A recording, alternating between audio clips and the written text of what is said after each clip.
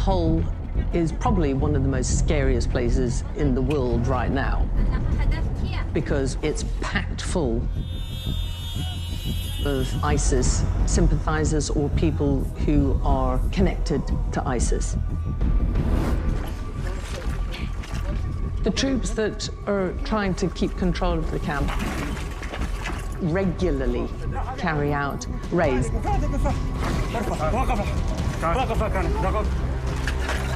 They have to, because they're trying to stop the build-up of arms and weapons.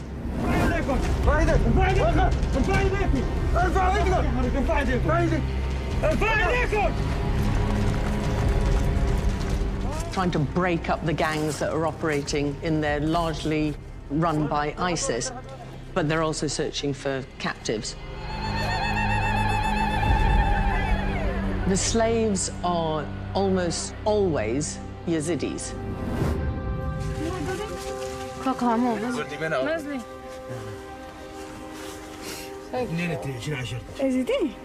The Yazidis are a minority ethnic religious group, mainly from Kurdistan in Iraq. And they have faced persecution over centuries. To understand how they got there, we probably have to go back to the beginning of ISIS.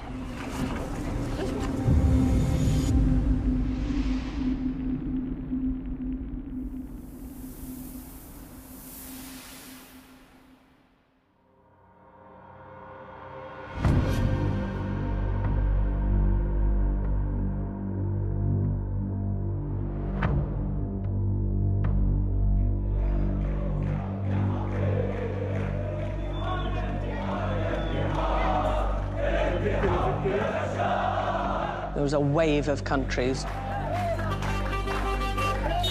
who had popular uprisings against usually dictatorial regimes that had been in power for a long time. And Syria was one of a number that caught this fever of toppling. The first demonstrations began in March in Damascus. They quickly spread to Deraa and elsewhere. The Syrian regime tried in the early phases to suppress the uprising. On one day in April, protesters say 22 people were killed in Deraa alone. Across Syria, thousands are still daring to demonstrate despite the dangers and the rising death toll. Grainy videos posted online show doves being released into the air at one protest, a plea for peace, but the government's brutality goes on. And that created this pretty dynamic standoff between those who were now peeling away pretty dramatically from the regime and those who were loyal to the regime and who were prepared to defend it at all costs.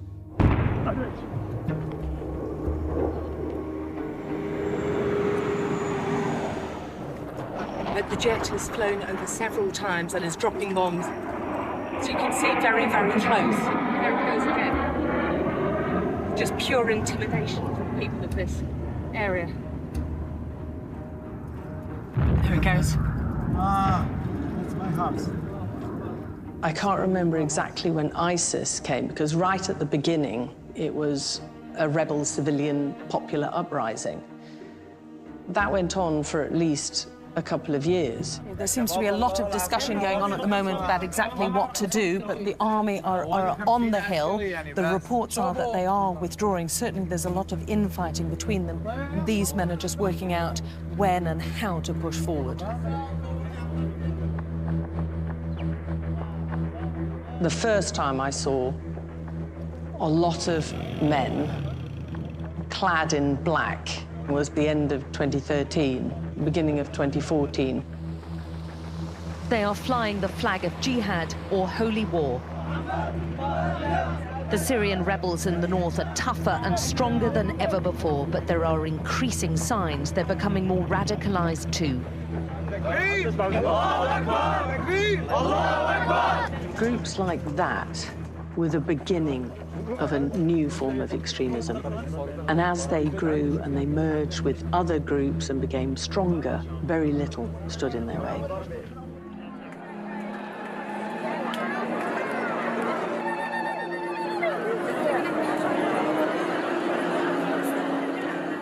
The Yazidis are a very small ethnic religious group. There are only about 1 million of them worldwide, with the bulk of them primarily in Iraq or Syria.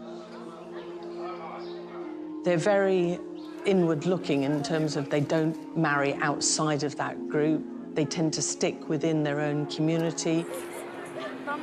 They have a number of religious traditions. The Yazidis have a long history of more than 4,000 years. They are not Muslims and they are not Christians. They believe in God and 7 angels. And they have a peacock angel, which is the highest angel in the Yazidi beliefs. And he is an active ruler of the world. God is more passive in the background. Sometimes in the Islamic theology, they mention they are worshippers of evil, which is not right. They believe in God.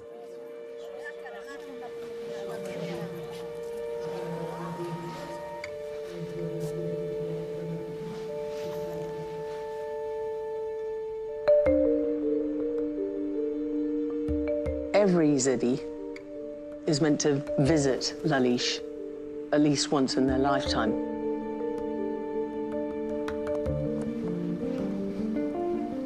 The site dates back thousands of years. It's very pretty. It's got ancient tombs and shrines. There are springs which they consider sacred. What struck me was how small it was. And I suppose that was symptomatic of how small the religion is. When we come here, we believe that there is God. We feel like pure, we feel relaxed, we feel comfortable in this place. We believe that this is a holy place, and everywhere that we go through is holy, so we don't wear shoes. To you, what does being a Yazidi mean? We believe that our religion is pure, so we don't accept anyone to come and join our religion, because we believe that we are complete and we don't need anyone to join us. I think the Yazidis led not only a very simple life, it was based on very simple desires, but it also, they were very rural. That meant, I think, that they were peculiarly vulnerable to an attack from anyone, never mind an organization like ISIS, which was hell-bent on their destruction.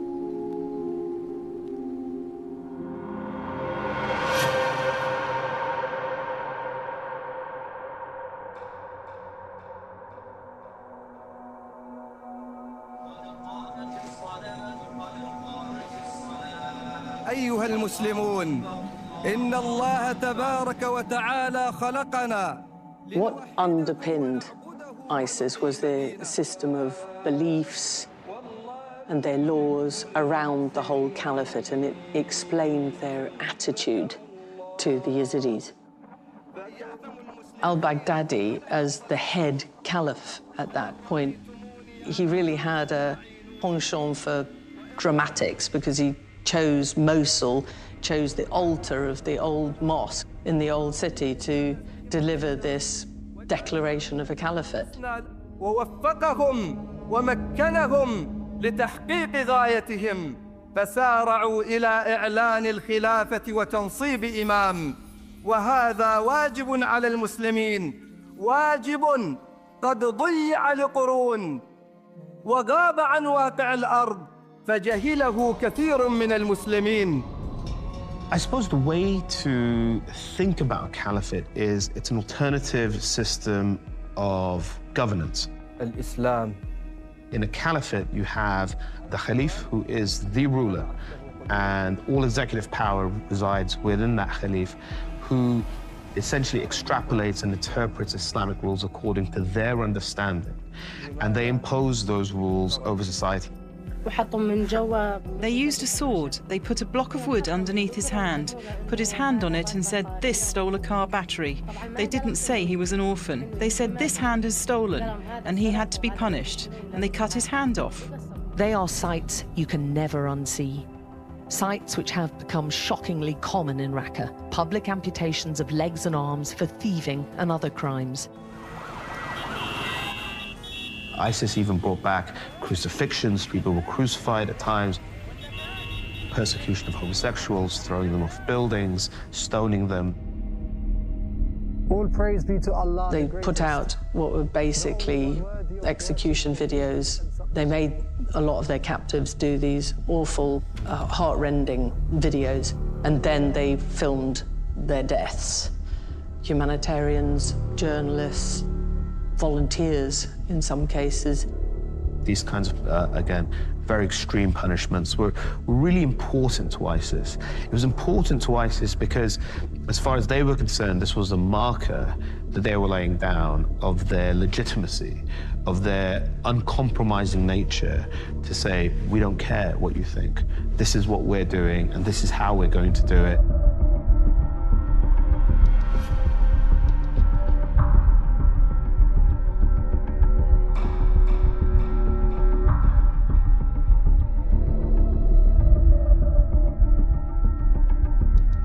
ISIS fighters spread about this myth that somehow the Yazidis were infidels. They basically weren't seen as human in their eyes. It exists within their propaganda materials and their books and their magazines and so on. And therefore, ISIS set about en masse rounding up the Yazidis wherever they could, killing the men, taking the women and children, in many cases, as we know, rendering a lot of them into sexual slavery as well.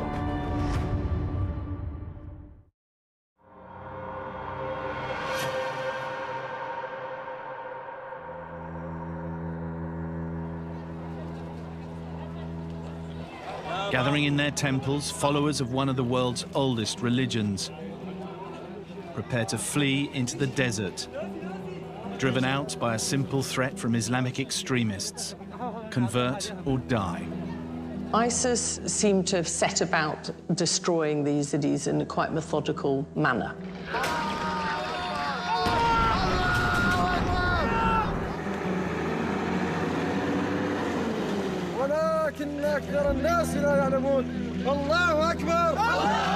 Chilling reports describe ISIL militants rounding up families, conducting mass executions, and enslaving Yazidi women. Attacks by the Islamic State on the mainly Yazidi communities drove tens of thousands of people to seek safety in the barren Sinjar mountains. There was suddenly this huge exodus of people trying to climb up and get out of harm's way and get up to the top of Mount Sinjar. Clearly, there is an absolutely desperate situation in Iraq, particularly on this mountainside. I'm proud of the fact that British aeroplanes and British aid have been playing a role and will continue to play a role to help these people. But we need a plan to get these people off that mountain and get them to a place of safety.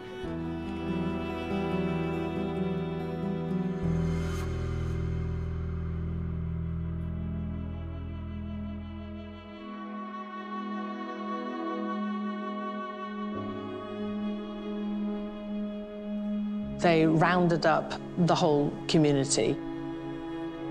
They told them that they had to convert or they'd be killed.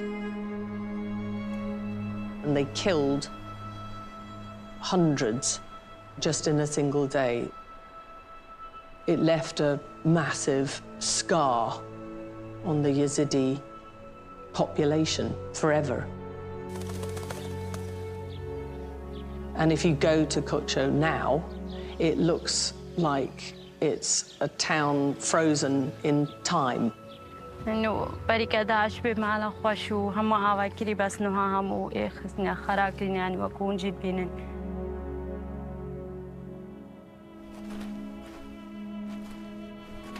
وأف غرفة ما زنيا في عالم تيرا نبس نوا أو يعني مهبانة بتشتاق تاتي.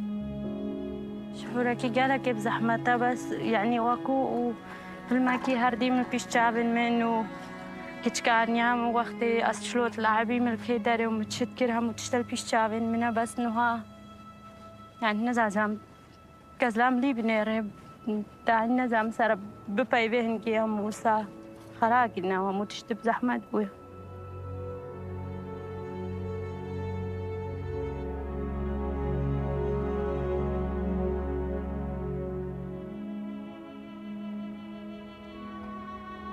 A lot of destruction in these houses and these homes. And this used to be a big thriving centre of a village.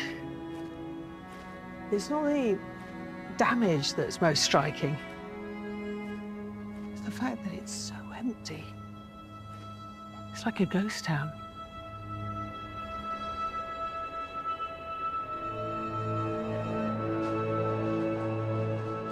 There's a bit of feeling like you're right in the middle of history.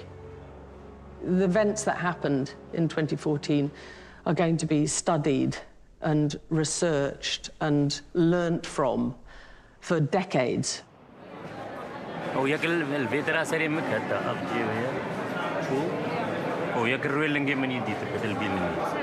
heard that there's an extraordinary story about how you survived.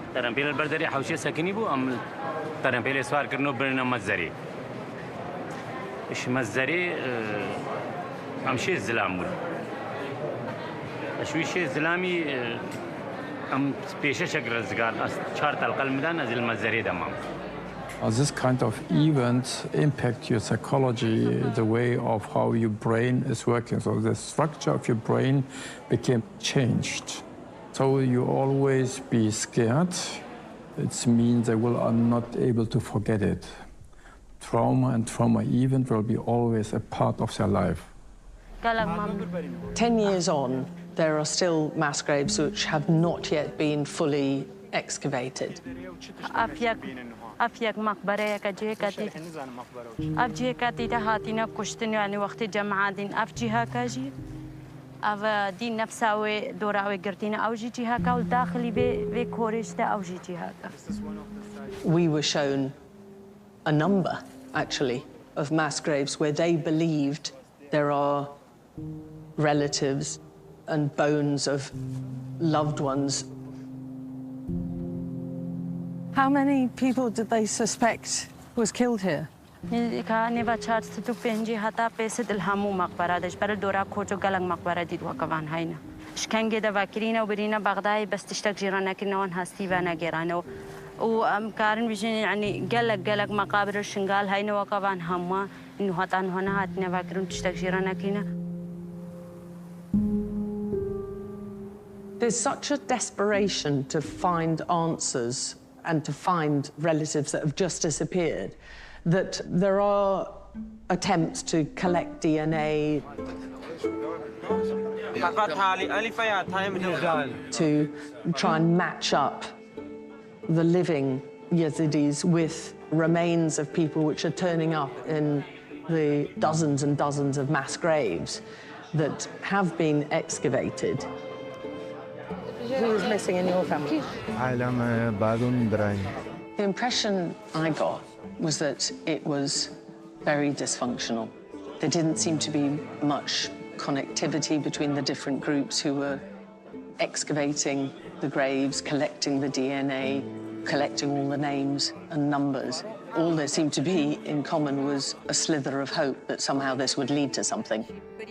إجراءات تشتغل إجراءات على جنينا من فوساتها بمن فوساتي وان بريمن يعني تقريبا جبت سالاتها لا شكش مقبرة بجوناني هاتان بيسدون من فرقون هاتان تسدو ونزا سدو نول تشتغل عشان نجمعنا هاتان يعني بيسدون من فريا بيجو نحسالا تشتغلنا شو بيجي على جنين Do you think the world is in danger of forgetting what's happened to the Yazidis? حزبين مختورة كما زنها إجبارها كعيرو هو السري مجتمعي مهات كعالم بيفرانا بو كمساعدة وانكرن أمنزان كاكيرت السري قالك مجتمع دي أسهيفيناك مقابل سيري بب.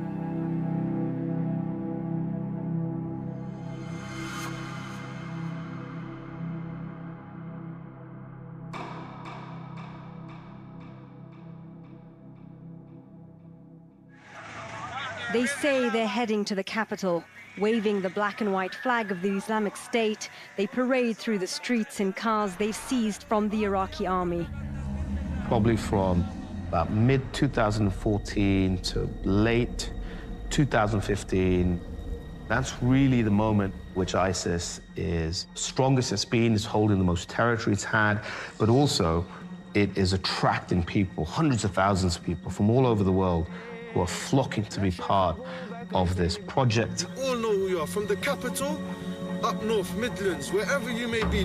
There were often really elaborate attempts to persuade people to come and join them, sometimes on an individual basis on Facebook or on some other social media platform, talking to usually young women a lot to coerce them into coming and being an ISIS bride. Shamima Begum was 15 when she left East London with 2 friends to join Islamic State in Syria. They became the poster girls for the prolific IS recruiting machine. Or young men to come and fight for the good of Islam.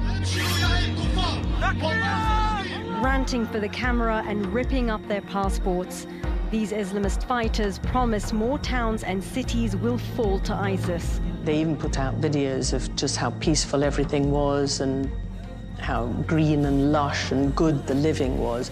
Here it is. Here's our caliphate. Lots of soft image, filmic pieces of children playing on the banks of the Euphrates, of barbecues with families of fighters getting together to have food and these kinds of things. And when people took up that call or were coerced into joining, they often said as soon as they arrived, they realized they'd been duped.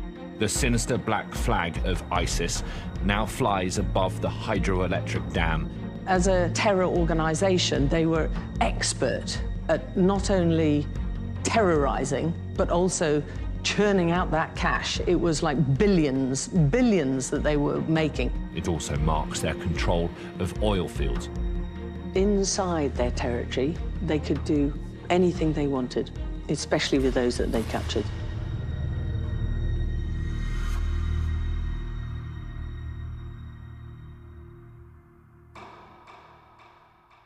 So the first thing that struck me when I first met Kovan, given that she was now 10 years on from being a teenager when she was first captured, was just how much of a child she still looked. She was still at school, she was from a big family, and she was obviously very family-orientated, as a lot of Yazidis are. She told me she was in the kitchen cooking when she heard that ISIS was very close, and the fear and the shock of trying to grab whatever they could.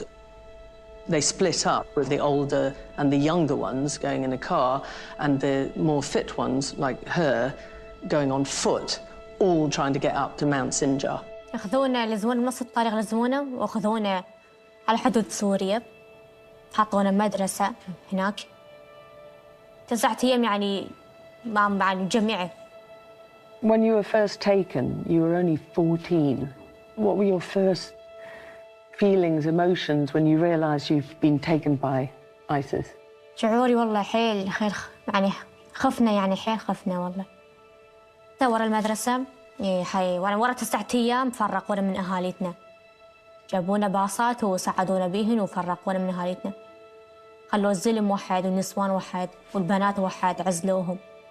احنا البنات ودونا على الموصل، احنا عني القسم ودونا على تل عفر. Kovan's first introduction to ISIS was basically being taken to a building where a number of other young girls were and being put up for auction. كان حاطين يعني حراس يعني علينا، يعني هم الدواعش بس يعني كان يعني حارس يعني علينا. كان يحرس. على مود يعني ما ننهزم كان يحرسون علينا. إيه. كان يجون يعني يعني يختارون يعني واحد تعجبه ياخذها يروح يوديها يعني ببيته أو بالمضافة وينام وياها يعني يغتصبها. Kovan, at basically still aged 14, was bought by someone who was considered to be a senior ISIS person or an emir. And she was made to be the family's slave. كان يعني نخدم لهم وكل شيء يعني كنا نسوي لهم كان يعني يقولون كان يقول لي يعني أنت يعني سبية أنت خدامة. كان يقول لي أيوة وكنت يعني كان كل ما يعني يجون بالمطاف يجتمعون يعني هم يجتمعون بالمطاف هم الدواعش كان يعني يريدني يعني أنا أقدم لهم من الأكل والشرب أني كان يريدني. وبعدين يعني كان يقتلني يعني إذا منه مثلا بالمضافة وهو يعني كان يقتلني دائما يعني يحكي علي وهاي دائما كان هو هيك كان يعني يريدون نلبس لهم يعني لبس عاريات كان يعني يجتمعون بالمضافة ونقدم لهم يعني أكل وشاي والمي كان هيك يعني يريدونه. وداني عليه واغتصبني هو بالمضافة عشت وياه سنتين.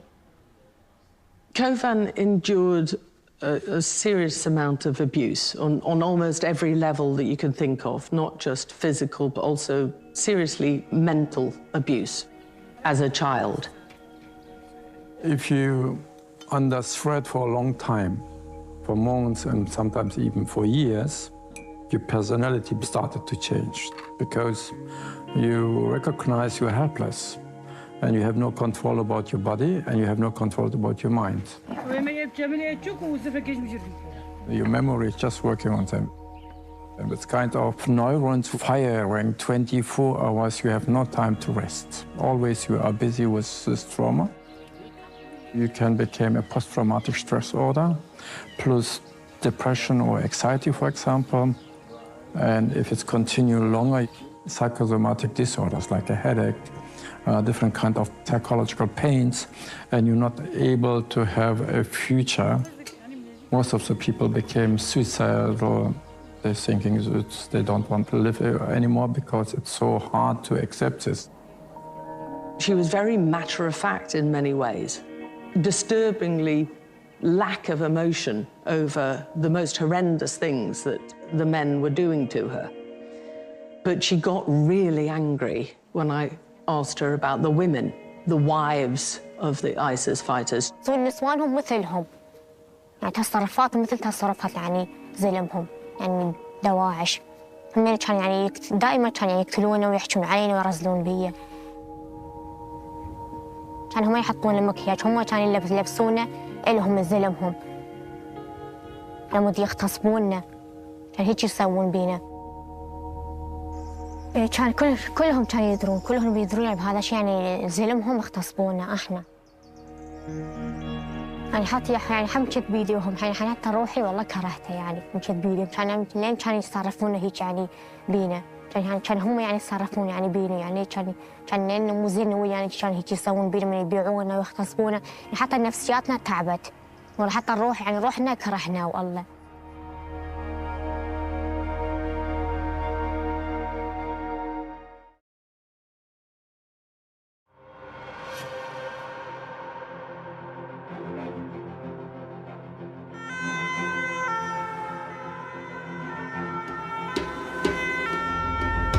p.m. at a side entrance to the Bataclan concert hall. Fellow citizens, what happened yesterday in Paris and Saint-Denis near the Stade de France was an act of war. Go to the emergency exit at the tarmac, please.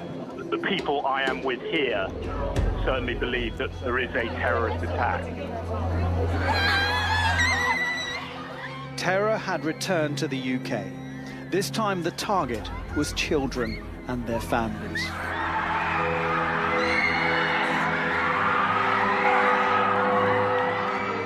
All acts of terrorism are cowardly attacks on innocent people. ISIS has this messianic component to it, which means it is a hostage to ideology. The driver of the lorry zigzagged up the Promenade des Anglais, aiming for people deliberately. It couldn't take a rational view that From its perspective, it was onto a good thing. It was holding its territory and it was in a relatively strong position. So it continued to attack the West. And that obviously created this huge political momentum in the broader West to go in and to topple ISIS.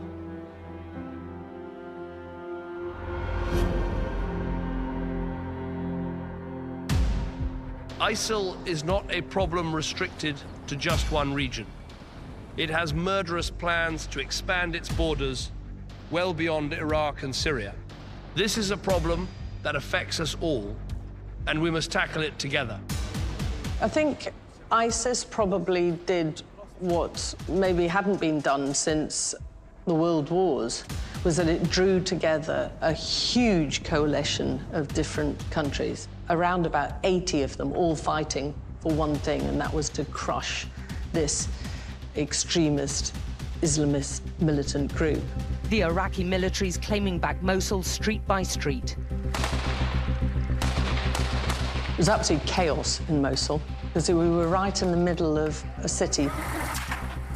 That sound is a sound of a sniper that's been bedded in for, well, the best part of a day and a night. Yo, and it's got the front window there. Well, we're going to have to pull out, because he has got us in his sights. It was very urban warfare. So you were in amongst people's houses, and a lot of the areas, there were still people there. At the Iraqi front lines, on the edge of the old city, IS jihadists are fighting to the death. An IS flag is 50 meters away from Iraqi police and soldiers. They're held back by jihadi snipers, but they have helicopters as backup. It was mostly an aerial campaign that the Global Coalition Against ISIS did, working with local partners on the ground. There'd be helicopter gunships overhead. You'd see jets sweeping down, dropping airstrikes, whilst ISIS people would, there seemed to be a pattern of staying behind and then hitting them from behind. That's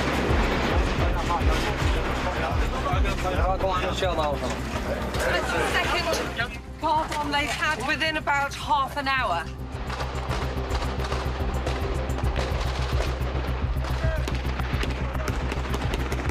ISIS was pulling back and splintering and obviously just scattering, leaving everything behind. So you'd go into the houses that they'd occupied and you'd see the enormous lengths that they'd gone to secure positions. Daesh lived in here. The Islamic State lived in here.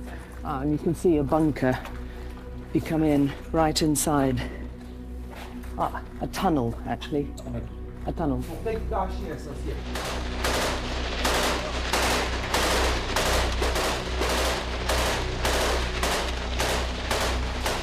As ISIS was contracting and being pushed back,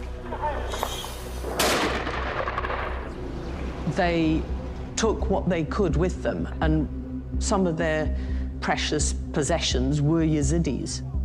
Every Yazidi will know about Baghouz because it was the last slice of ISIS territory, and many Yazidis were taken there.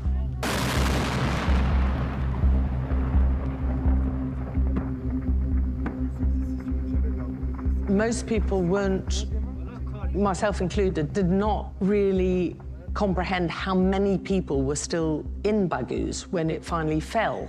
And suddenly you saw this huge number of people, men, women, and lots of children sort of flooding out of this tiny bit of land that ISIS no longer held. So you can imagine in that huge movement of people who were being taken under guard by the coalition troops, how easy it was to hide Yazidis.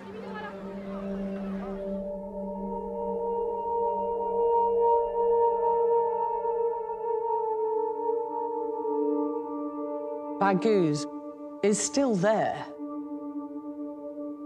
It's like a scar on the landscape.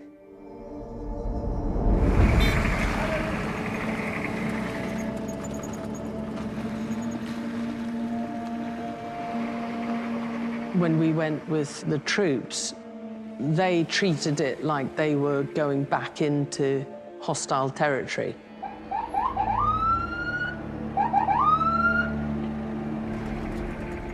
There was a huge convoy to take us, the Sky crew, with a range of troops all kitted up and armed, speeding through the villages around there. IS controlled this very, very oil-rich region. It's got some of the biggest oil fields in Syria in it. And there was an almighty race to try and reclaim control of it. This area now is springing up again with multiple ISIS sleeper cells which are attacking them.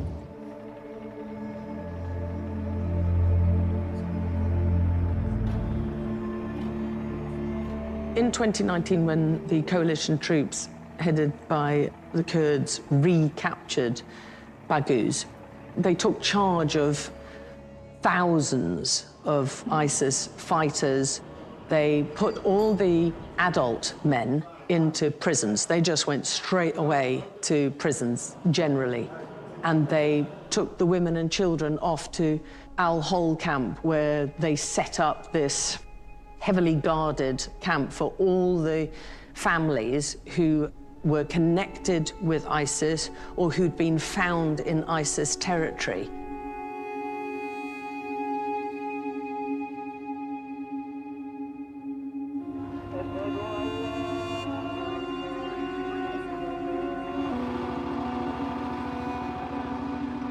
The Kurdish-led Syrian Democratic Forces control Al-Hol camp and the other camp in that area. And they're supported by the coalition, but they are basically left to their own devices to run the show. When we're talking about Al-Hol camp, it is not a small little French summer camp or a British holiday camp. It's bigger than some British cities. At one stage, it had 70,000 people in it. So we're talking about a huge, huge, huge area. Very easy to hide frightened captives. Also, make, smuggle, and, secrete away contraband like weapons and even bombs. This is known as the most dangerous camp in the whole world, with the largest known collection or gathering of ISIS people left. In fact, it's so dangerous in Zone 5 that this area is known as the Caliphate.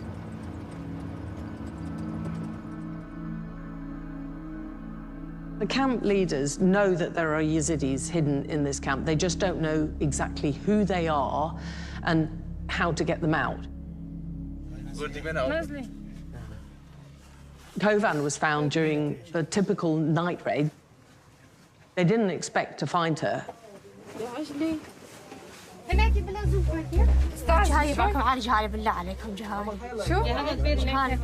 She was found with 2 children. Every time someone claims they're Yazidi, there's a huge, rigorous sort of amount of questioning that goes on just to confirm that they are.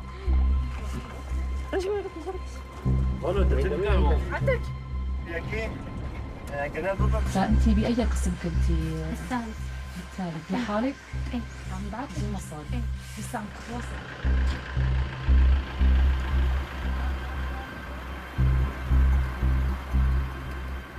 After quite a few years, she was finally rescued and taken away to a Yazidi safe house.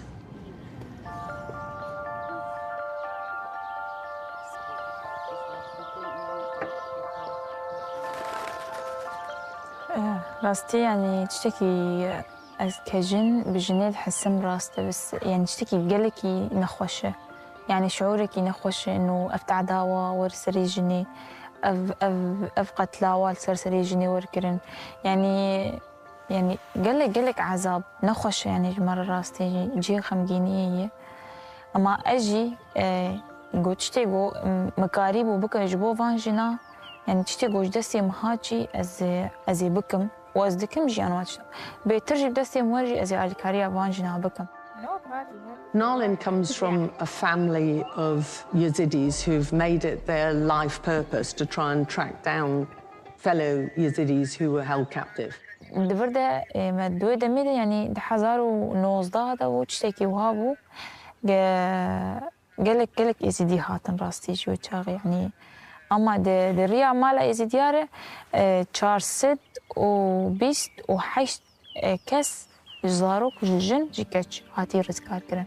She basically gives them their first glimpse of sanctuary after a decade of or more of captivity.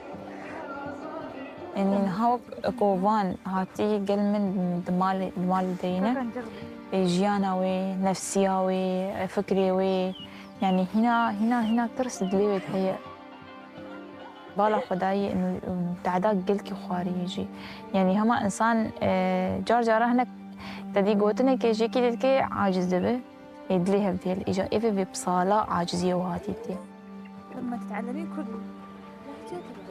What's astonishing is that these women have been through so much, and then at the end of their captivity, when they think that is it, this is freedom, they're then told to make this inconceivable decision that most of us just wouldn't be able to cope with.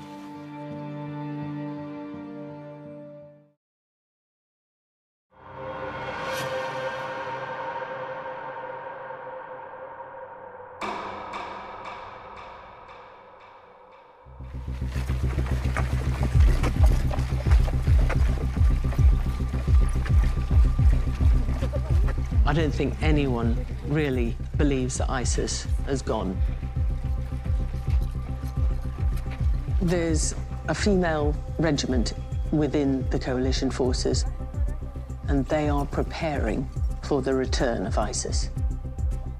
And most particularly, their focus is trying to rescue those Yazidi women and children who are still held captive. They train and they learn to fire guns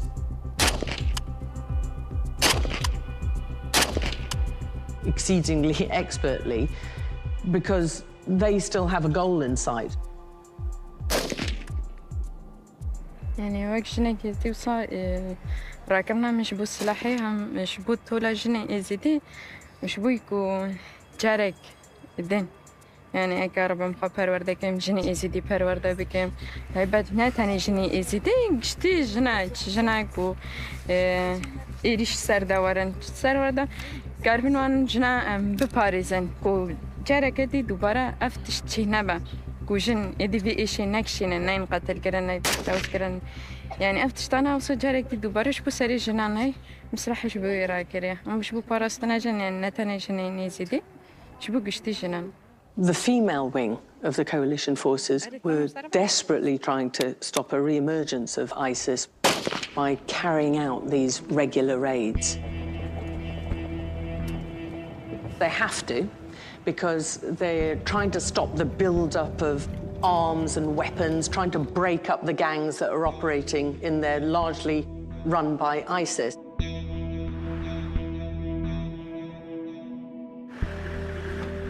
They want to go through the entire camp, separate everybody, get them out of their tents.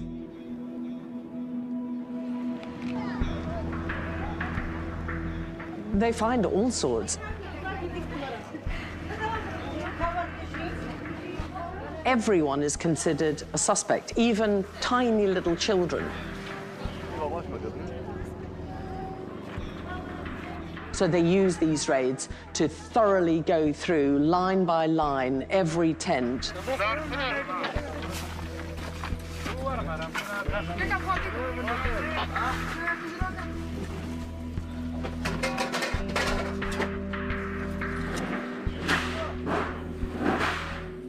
What they're looking for at this stage is any hidden bunkers, any hidden weapons, and they're finding them all over the place. They know that ISIS is trying to move ahead of them. And so they'll smuggle the weapons, they'll hide them in little bunkers that they've dug under their tents, they'll move the contraband from tent to tent, they'll move the slaves from tent to tent, they'll hide it on rooftops. They'll do anything they can to keep one step ahead of the troops who are hunting for all of this. They'll find half-made, homemade bombs, they'll find knives, they'll find a whole range of weapons.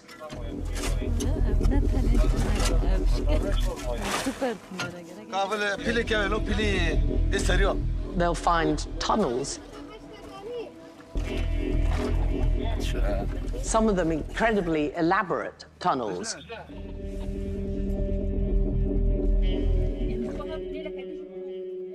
Where there appears to have been evidence, certainly suggestion, that somebody's been held there against their will.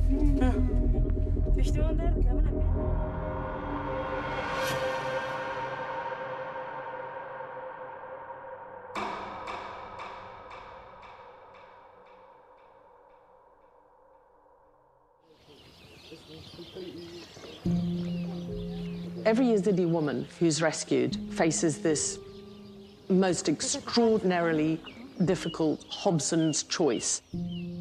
To ensure your own survival, you are probably going to have to give up your children.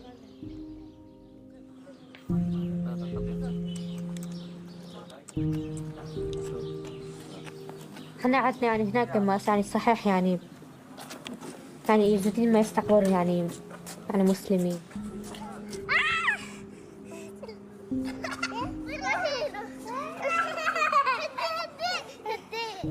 صحيح يعني مو بس صحيح ما جهالي وهاي بس ما حد راح يستقبلهم. اللين يعني هيكون جهة دواعش ومسلمين ما حد راح يستقبلهم.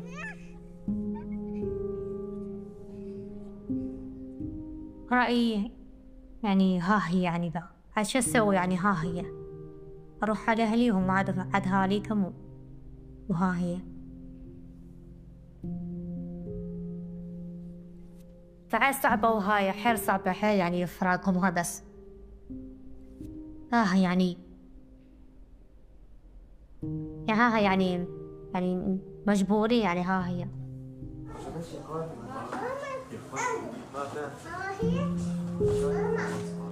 Can you explain why they have to give up their children, though?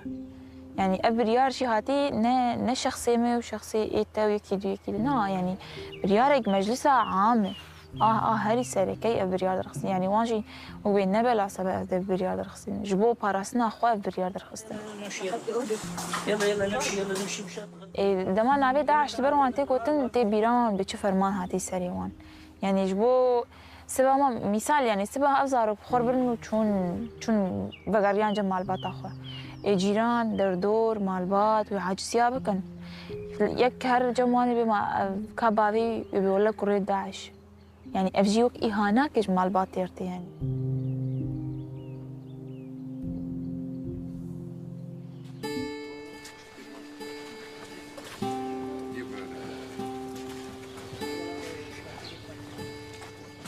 I think it was incredibly hard for her, but Kovan made the decision to return home by herself.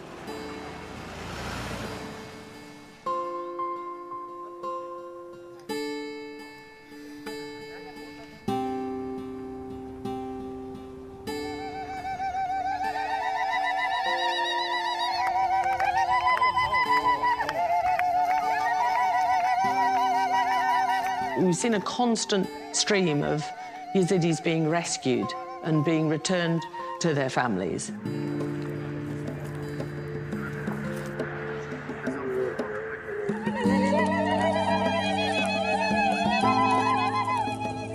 And they're usually scenes of utter joy.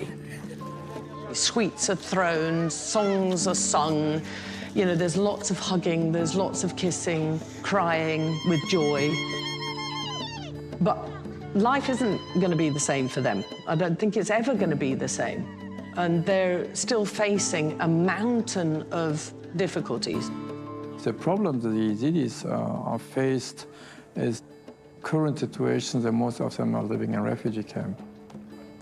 We have close to the city of Duhok in northern Iraq 15 camps with about between 250 and 300,000 Yazidis.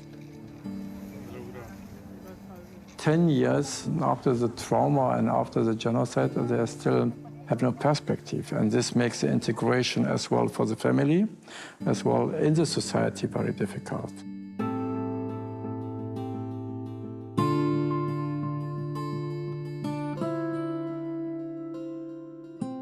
Golan might be free, but there are an estimated 2,500 Yazidi women who are still in captivity. Some are in the detention camps in northeast Syria. Others are in hiding with their children. And others are in third countries, still with ISIS members.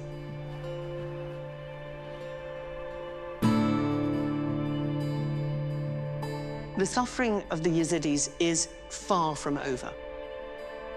They still don't feel safe. Their homeland's still in ruins. There are no reparations, and there's very little, if any, justice. And for those lucky enough to be freed, ISIS has somehow perpetuated the pain of their genocide by leaving mothers with a decision that no woman would ever want to be faced with. But despite all of this, some Yazidi survivors have really led from the front, refused to be beaten by ISIS, spoken at international arenas, demanded justice, refused to be forgotten by the world. And they are some of the most resilient, most determined, most courageous women that I've ever met.